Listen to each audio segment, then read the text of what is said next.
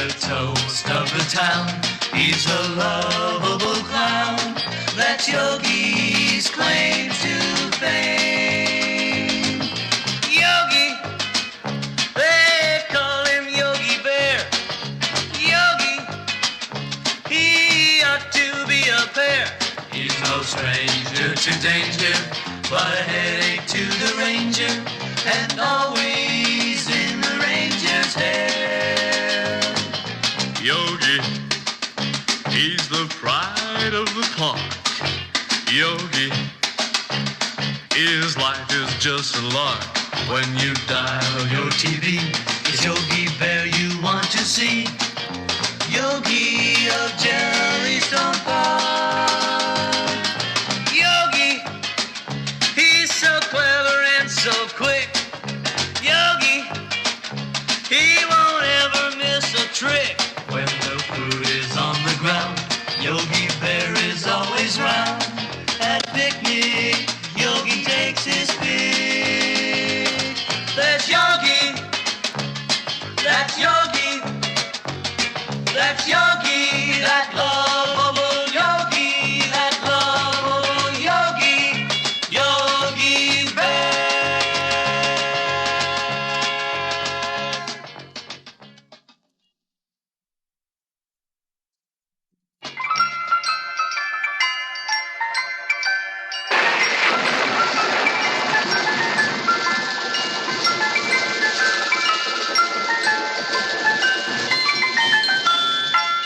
Okay, Boo-Boo, it's getting late. Late? What time is it, Yogi? It's about 2 days past October, and time all us good bears went into hibernation for the winter. But, Yogi, I want to stay up late and watch the Flintstones on the Late Late Show. That's what you said in September, Boo-Boo. But how many times I gotta tell you that if you want to grow up to be a big, healthy bear like old Yogi, you gotta get your sleep. Oh, what does it take to get you to sleep, Boo-Boo? Just tell me a bedtime story. That always works. What can I lose? How's about the story of Jack and the Giant Killer? This boy, name of Jack, he lived on a little farm in jolly old England with his mother. But Jack was not so jolly, you see. They were very poor. Why didn't Jack get a job to help his mother, Yogi? Well, Jack didn't know how to do anything. He didn't get an education. You see, Boob, Jack was a dropout. There wasn't a bite of food in the house, not even a TV dinner. Why didn't they sell something, Yogi? They did, Boob. Jack sold his hi-fi, his collection of Beatle records, his skateboard, everything. All they had left was a cow. Finally, Jack's mother got so desperate, she called to her son. Jack, She called, fetch Brownie. Take the cow to town and sell him, her, for as much as you can get. Well, Jack wasn't too bright, but he did as his mother told him. He took the cow to town. But on the way, he met a smooth-talking sort of fellow who says, Good morning, lad. Where are you going with that lovely bovine creature? What bovine creature? Asked Jack. All I got is a cow. Well, a stranger, seeing Jack wasn't too sharp, decided to cheat him out of his cow. How much do you want for that cow, lad? Oh, I'll take $100, sir. $10 down and $10 a month at 6% interest, I'll give you something worth more than money. said the stranger. Like what? Said Jack. Like this handful of beans. Well, Boo-Boo, when Jack got home that night, his mother met him at the door. Well, Jackson, where's the money? Well, alibies the boy, I didn't exactly get any money, but I got something better than money. Look, the nice man gave me a handful of beans. Beans? Scream, Mom. That does it. Tomorrow you're going back to school. But, Mom, explained Jack, these aren't just plain ordinary beans. They're magic beans. I'll bet, quipped Mom. With that, the poor angry mother grabbed a handful of beans and threw them out the window. Poor Jack. That night, he went to bed hungry as usual.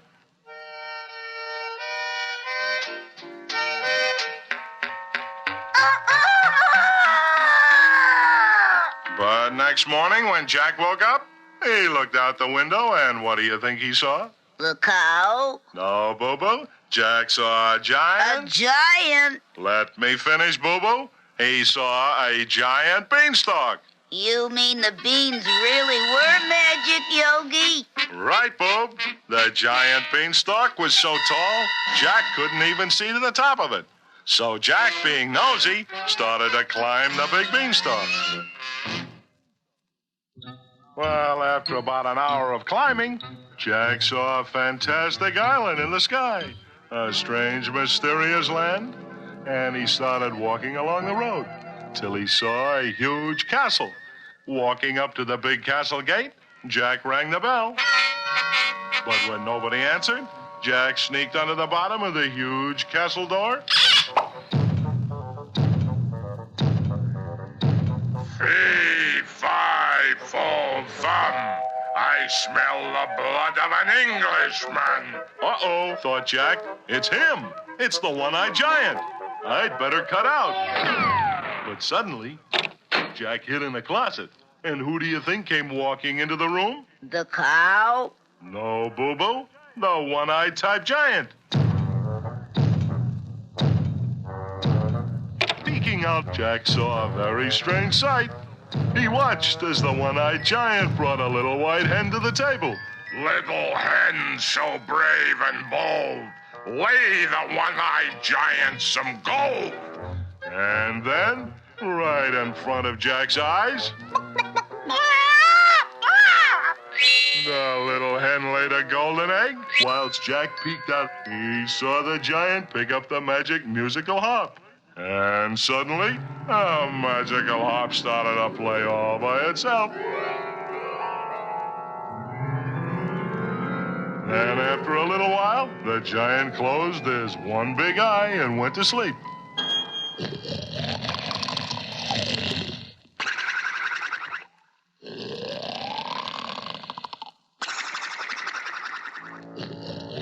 That was Jack's chance to escape.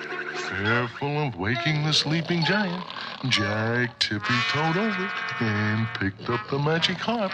Then when he grabbed the magic hen, it started squawking like it had its tail caught in an electric fan.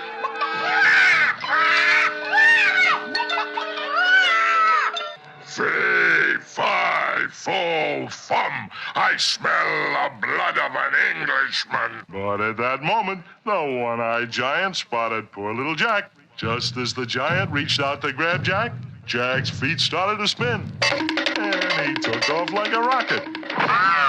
He just barely got to the top of the beanstalk ahead of the giant. Down Jack scrambled. Down, down, down climbed Jack, and it wasn't easy. But finally, Jack reached the bottom of the beanstalk and home. He dashed into the house where his mother had been waiting for him. Jack, She said, where on earth have you been?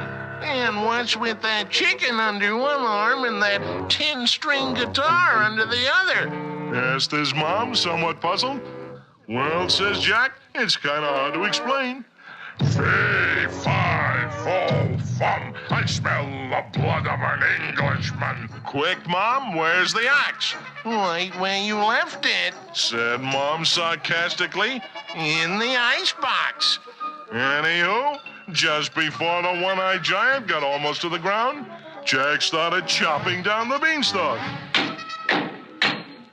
Then Jack yelled, "Timber!" And the big old hairy giant fell flat on his hip pocket. Splat! And what happened to the magic hen and the magic harp, Yogi? Well, it's too bad about the magic hen, Boo-Boo. You see, when Jack got back from chopping down that big old beanstalk, Mom said, I knew you'd be hungry after all that work, Jack, so I fixed you a quick supper. We got your favorite dish, chicken and dumplings. "Oh, no!" exclaimed Jack. "Not my magic hen." Don't worry, said his mother. There's nothing wrong with your magic hen. In fact, it's delicious. "But, Ma," explained Jack, "that hen could lay golden eggs." You mean Jack and his mother were still poor, and the story has an unhappy ending? On the contrary, Boob, the story has a happy ending. You see, Jack still had the magic harp. So he got himself an agent, and soon he had his own television show. It was called Jack and His Swinging Magic Harp. Now Jack the Giant Killer lived long, long ago with his poor old mother in the town of Old Bordeaux. Jack was very poor, not a nickel in his jeans, so he went to town and sold his cow for a pocket full of beans. Beans. Beans. Poor Jackie's mother didn't know what to say, but she became quite angry and she threw the beans away. Now when Jack awoke the very next day, he had a big surprise. There he saw a giant beanstalk growing up into the skies. Up the giant beanstalk Jack climbed to a strange, fantastic land. And when he met a giant there, Jack turned for home and ran. Jack slid down the big beanstalk with the giant gaining fast. But Jack reached Earth in time. He was safe back home at last. With the giant still up in the air, and before he reached the ground, Jack grabbed an axe and chop, chop, chop till the giant tumbled down. So the moral is, if you are broke, not a nickel in your jeans, remember now, just trade your cow for a pocket full of beans. Beans.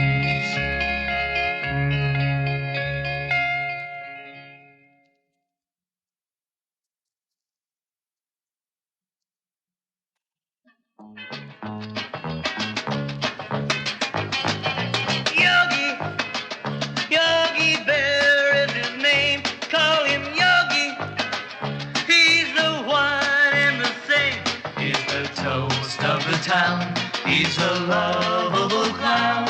That's Yogi's claim to fame. Yogi, they call him Yogi Bear. Yogi, he ought to be a pair. He's no stranger to danger, but a headache to the ranger, and always in the ranger's hair. Yogi, he's the pride of the park. Yogi, his life is just a lark. When you dial your TV, it's Yogi Bear you want to see. Yogi of Jellystone Park. Yogi, he's so clever and so quick. Yogi, he won't ever miss a trick. When the food is on the ground, Yogi Bear is always round. At picnic, Yogi takes his pick. There's Yogi, that's Yogi, that's Yogi, that lovable Yogi, that lovable Yogi, Yogi Bear.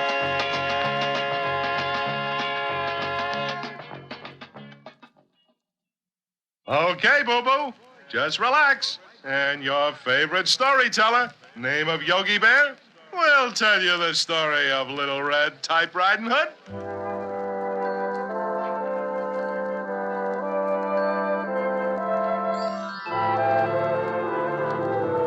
Once upon a time, too kind of cliche, in a little old cottage at the edge of a hairy, scary woods, there lived a little girl and her mother. On her birthday, the little girl received a beautiful Red Riding Hood from her grandmother. She liked the hood so much, she wore it all the time, even over her pajamas. So the people in the neighborhood started calling her Little Red Riding Hood. Anywho, whilst Little Red Riding Hood was doing her homework, Do the monster jump, do the monster jump, do the monster jump. the phone rang. The call was from her poor old grandmother. Collect, Hi, Granny baby. says Little Red Riding Hood. What's up? Well, Says Grandma. to tell you the truth, I'm not feeling too sharp. What you need Says Red Riding Hood. is a good hot meal. Crazy. Says Granny. And with that, she hung up. Well, When the lunch was all prepared, Red Riding Hood slipped on her sneakers and hopped on her scooter, and away she went for Grandma's house. Being in a big hurry, Little Red Riding Hood drove off the freeway and took a shortcut through the woods. But today just wasn't Little Red Riding Hood's lucky day. She hadn't gone 10 miles when she heard the sad wail of a motorcycle patrolman bearing down on her. That's odd. I'm only doing 99 miles an hour. All right, Gus Grissom. You trying to get back in orbit? Roars the cycle jockey. But, officer, my name's not Gus Grissom. I'm Little Red Riding Hood. What you got in that basket? Contraband, stolen crown jewels, plans for an interplanetary bus? Oh, cool it. Says Red. It's just a bunch of lunch I'm taking to my grandmother. Open it up. I don't take any chances. But Little Red could see that the motor cop wasn't a real motor cop, but some kind of a phony. So she grabbed a basket of goodies and blasted off to the woods, leaving the phony fuzz behind. Wow, my disguise almost worked, but I'll get that Little Red Riding Hood yet. My name ain't the Big Bad Wolf. You see, the wolf figured he would get to Grandma's house ahead of Red Riding Hood and grab her when she arrived. Soon the big bad wolf skidded up to the front of Grandma's cottage. He knocked on the door. Okay, so he dingled the chimes. Who's there? Asked Grandma. It's only little old me, Fibbed the wolf. Little Red Riding Hood. How can I be sure? Asked Granny suspiciously. Just look out the window and see. Said the sneaky old wolf, putting on his dark glasses. And when Grandma saw the bright Red Riding Hood, she opened the door and let the wolf in. I'm not one to criticize, Little Red, Says Grandma. but I think you ought to get a shave. Shave?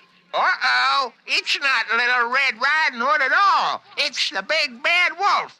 What a sneak. It takes one to know one. Chuckles the wolf. And with that smart aleck remark, the big bad wolf grabbed Granny and locked her in the closet. Then, wearing a shawl and one of Granny's lace nightcaps, the wolf jumped in the bed, dialed in the electric blanket, pulled the covers up to his nose, and waited for Little Red Riding Hood to come along. Well, to get back to the plot, who should walk up and knock on the front door but Little Red Riding Hood? Who is it? Called out the wolf in his granny voice. It's me, you know, Little Red Riding Hood. Well, don't just stand there, child. Come on in. So, not knowing what had happened to her grandmother, poor Little Red Riding Hood put the basket down and walked over to the bed to see how her poor granny was getting along. My, Granny, you must be sicker than you thought. You look so funny. You mean funny, ha-ha? I mean funny, yeah. Elucidate, my child, elucidate. Well, for instance, Said Red. what big eyes you got. The better to, see you with. And like, what big ears you got, Grandma. The better to, hear with. And how do you explain the pointed ears, Grandma? Well, that's a long story which we won't go into until you're older.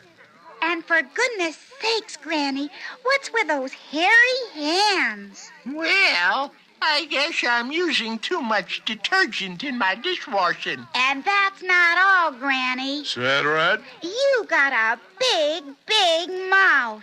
Natch, the better to eat you with. And with that remark, he started chasing Little Red Riding Hood around the room.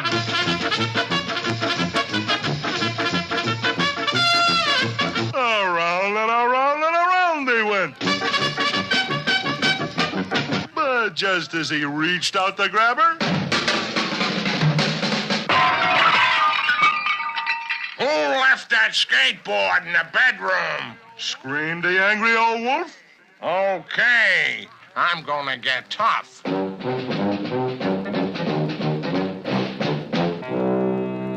little did the old wolf know that Little Red Riding Hood had been taking a correspondence course in judo.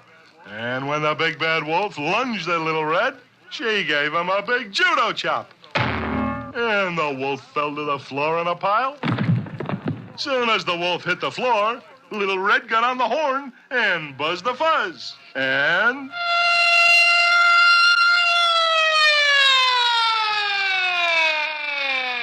All right. What's the trouble? It's this dirty old wolf.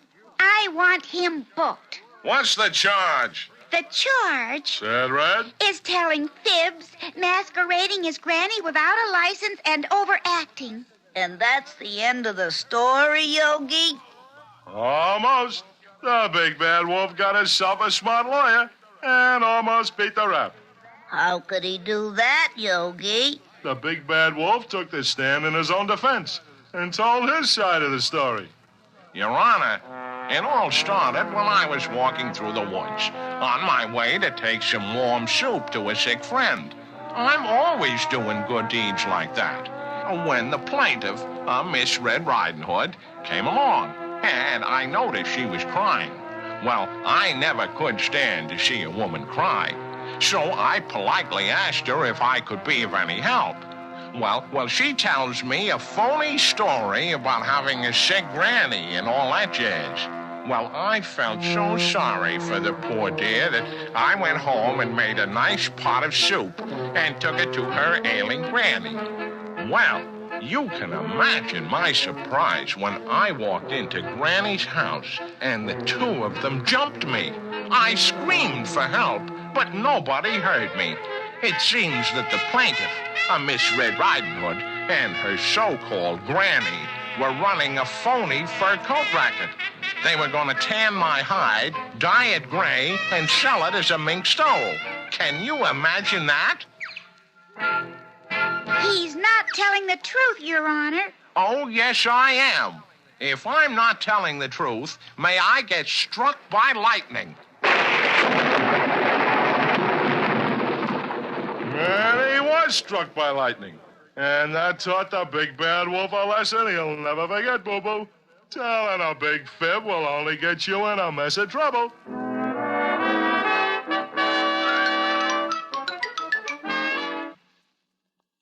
Now, Little Red Riding Hood was a chick with a little old granny who was awful sick. So she went to visit her granny one day and met a big bad wolf on the way. Now the wolf let her go, but not for good, 'cause he had plans for Red Riding Hood. And when she arrived at Granny's pad, Red didn't know it, but she'd been had. What big eyeballs you got, says Red, and pointed ears on top of your head. But the wolf just smiled and winked and grabbed Red Riding Hood, the pink. But little did that old wolf know that Little Red had learned judo. She quickly raised her hand and pop, she gave that wolf a judo chop. And that is how the story ends. Now the wolf and Little Red definitely are friends. But he learned a lesson and learned it good. Don't fool around with Red Riding Hood.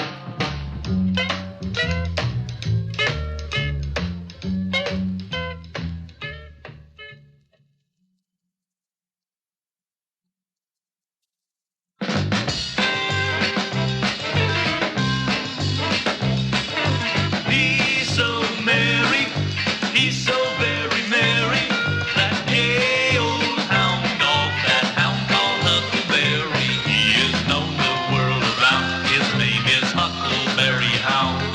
That lovable hound called Huckleberry. You'll love his drawl, the way he says you all. Huckleberry always has a ball. So when you turn on your TV, it's hard that you all see that Huckleberry Hound. Rabbit's loved by all. He's here, he's there, Huck is everywhere. He's so debonair, always without a care. When his hound dog voice so fine sings, oh my darling Clementine, he thrills music lovers everywhere.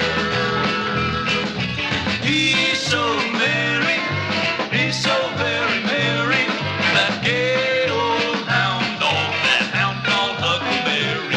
He is known the world around, his name is Huckleberry Hound. That lovable hound called Huckleberry, Huckleberry, Huckleberry. Where is that hound? Howdy, my name is Huckleberry Hound. There'll be a slight pause while everybody says so. Anyhow, it's mighty nice to make your acquaintance. Actually, what I want to tell you about is Uncle Remus, one of the world's most famous and beloved storytellers, who has made millions of young'uns all over the world happy with his stories about colorful characters like Brer Fox, Brer Bear, and, of course, Brer Rabbit.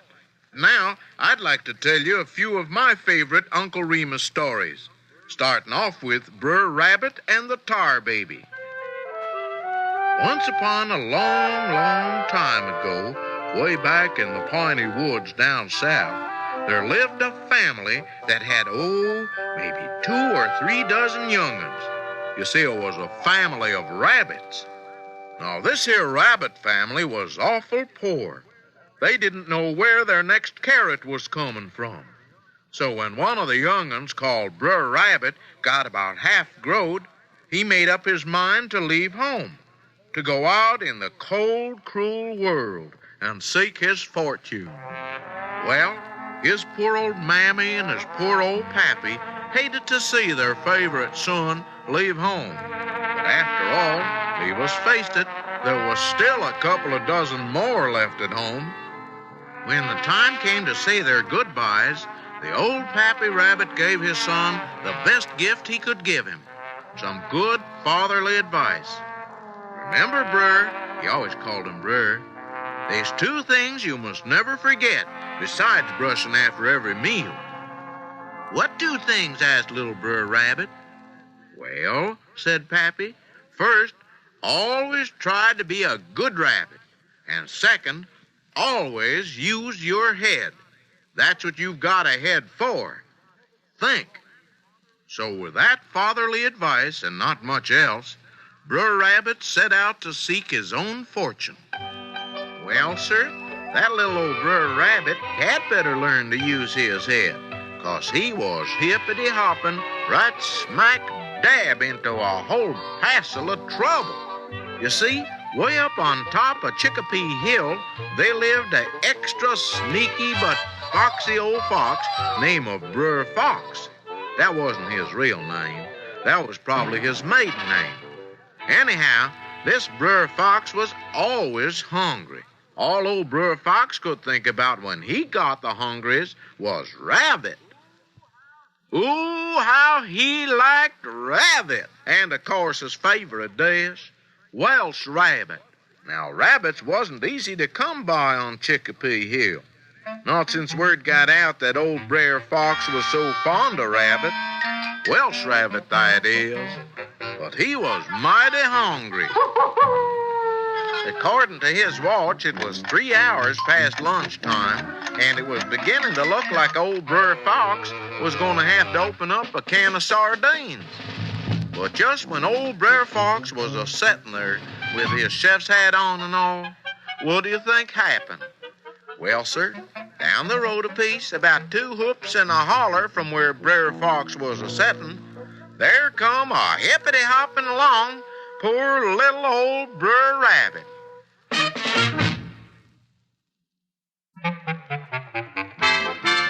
Of course, when old Brer Fox saw poor little Brer Rabbit come a-hippity-hopping down that bunny trail, his diabolical brain started grinding like a coffee mill. And he dug into his bag of tricks, pulled out a bottle of turpentine, a bucket of tar, an old hat he'd stole from an unemployed scarecrow, and a sweatshirt he had left over from when he graduated from reform school. Brer Fox had to work quick, because Brer Rabbit was hippity-hopping closer and closer. So he took out a book on how to sculpture tar babies for fun and profit. Well, with this decoy boy finished, old Brer Fox sat the contraption in the middle of the road and jumped behind a big old bush and hid like. Sure enough, the trap was working. Who come hippity-hopping along but Brer Rabbit? Now, when Brer Rabbit saw the tar baby, he was plumb flabbergasted. "Howdy, strangers," said Brer Rabbit, trying to be neighbor-like. "Nice weather we're having if the rain don't hurt the rhubarb." But the tar baby didn't say nothing. He just sat there like a bump on a log. Says Brer Rabbit. "How come you don't speak howdy when I speak howdy?"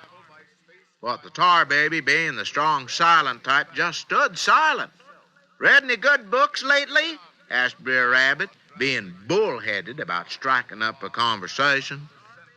But the tar baby just sat there quiet-like, peeking out from behind the bushes.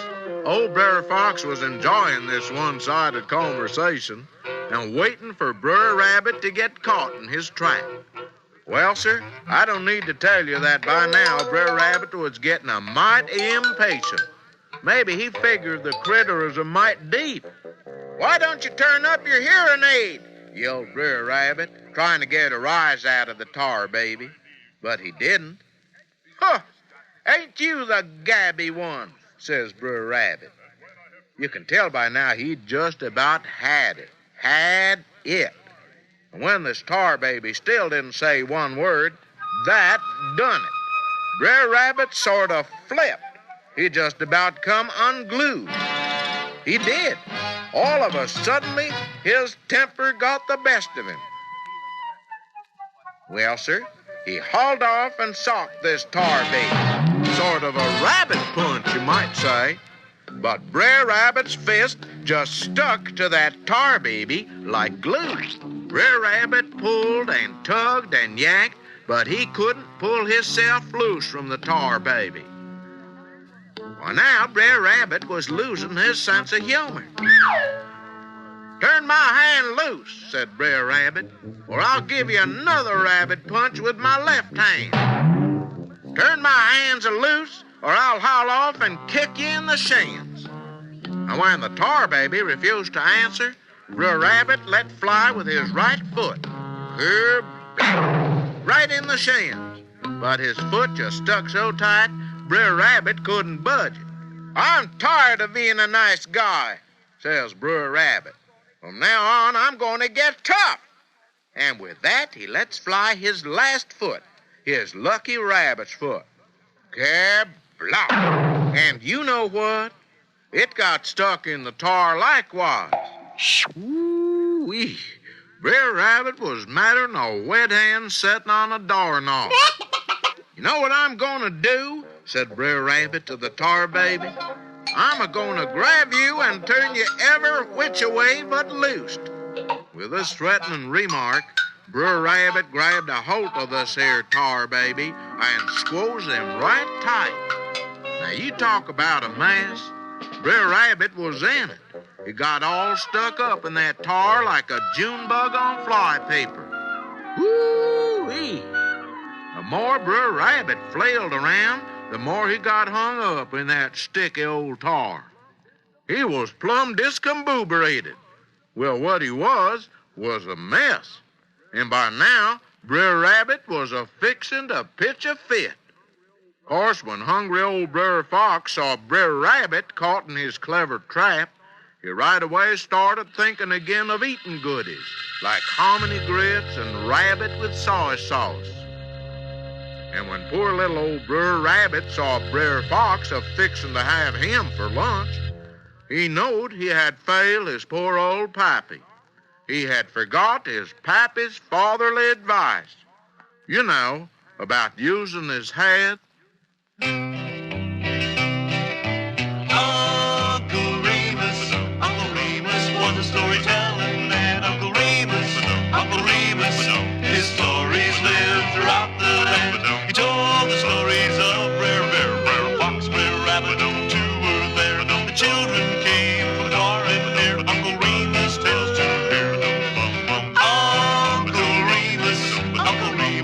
was a storytelling man. Uncle Remus, Uncle Remus,